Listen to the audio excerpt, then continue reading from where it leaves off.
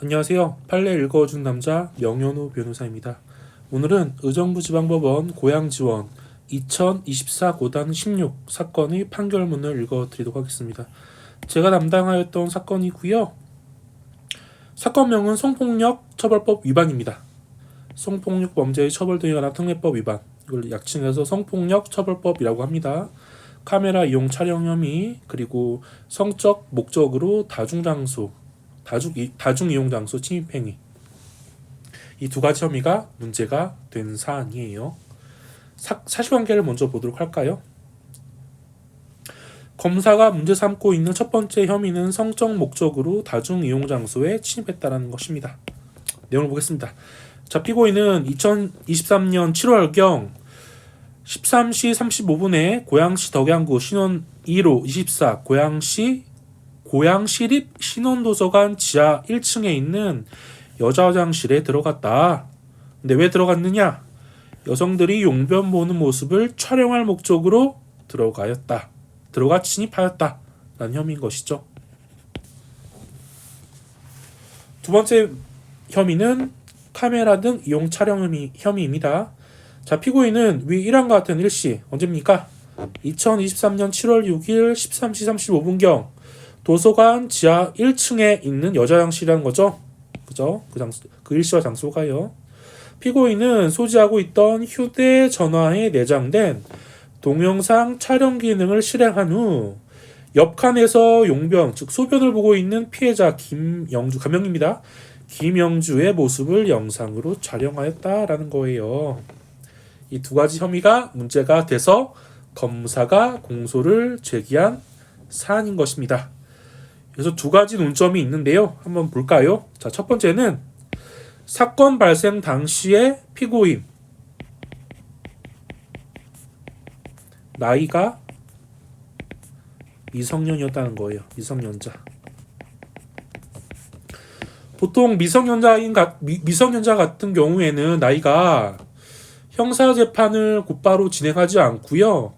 개선의 정이 있다거나 사안 자체가 가볍다라고 한다라면 소년재판부 아니면 관할 가정법원 소년보호사건으로 검사가 송치를 합니다.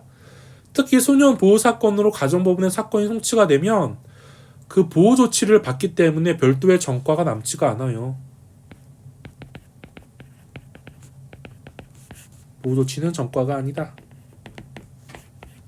근데 이 사건 피고인은 미성년자임에도 불구하고 왜 검사가 일반 형사법원에 공소를 제기했을까요? 의문이죠.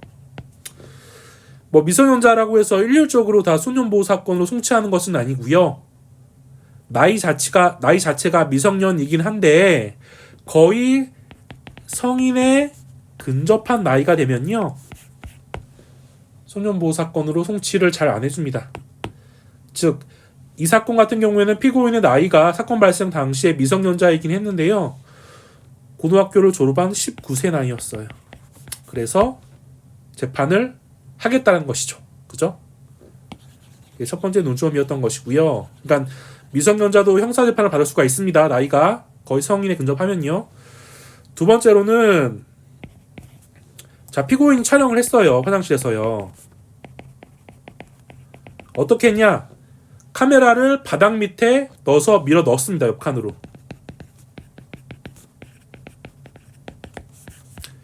휴대전화가 카메라가 고정되어 있기 때문에 여성의 모습이 촬영이 되었긴 하겠죠. 하지만 밑에서 위를 찍고 있는 것이고, 그죠? 아래에서 위를. 그리고 측면 바닥에 휴대전화가 있었기 때문에 피해 여성의 성기라든지 그런 것들은 전혀 촬영이 안 됐어요. 제가 그 증거를 보니 허벅지만 슬쩍 촬영이 되었긴 하였더라고요. 허벅지 부분. 그렇다면 성기, 즉 신체의 민감한 부분이 촬영된 게 아니니까 제가 성립되는 게 아니지 않느냐라고 의문을 가질 수가 있는데요. 화장실이라는 굉장히 내밀하고 사적인 공간에서 누군가의 신체를 촬영했다는 것만으로도 성폭력 처벌법 상의 카메라 이용 촬영죄는 성립이 됩니다.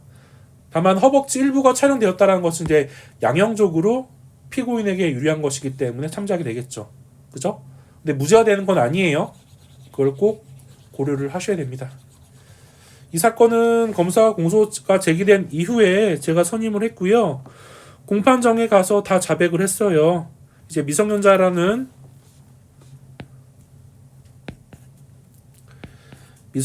사실, 그죠? 그리고 수사 단계에서부터 자백을 했다는 사실. 이게 참 희한한데 밑에서 찰칵 소리가 나니까 여성분이 대담하게도 누구야? 거기 있어! 라고 소리를 질렀나 봐요. 그러니까 피고인이 도망을 갔나 봐요. 지하에서 1층으로. 근데 이 여성분 쫓아갔어요. 잡았어요. 그러니까 피고인이 죄송하다. 현장에서 사과를 하고 자신의 휴대전화를 여성분에게 전달까지 했습니다. 이제 이런 정황을 재판부에 최대한 피력을 했던 겁니다. 그리고 역시 동일한 사건이 반복되지 않기 위해서 피고인이 적절한 치료를 반복적으로 받고 있다. 이런 점을 최대한 피력을 했습니다. 다만 피해자랑 합의는 못했어요. 피해자분께서 완고하게 합의 의사가 없다라고 하셨기 때문에 합의가 안 됐고 형사공탁도 하지 않았습니다. 형사공탁하지 않고 합의도 안 된 상황에서 피고인에 대한 처벌 내용은 벌금 700만 원이었습니다.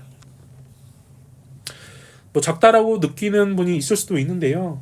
제가 다시 한번 강조하지만 피고인이 미성년자였다라는 부분이 좀 많이 가만히 된 것 같고, 그리고 아까 말씀드린 것처럼 촬영 내용이 뭐 경악할 만한 내용은 아니었어요. 물론 이제 화장실에 들어간 것은 아주 불리한 요소이긴 하죠.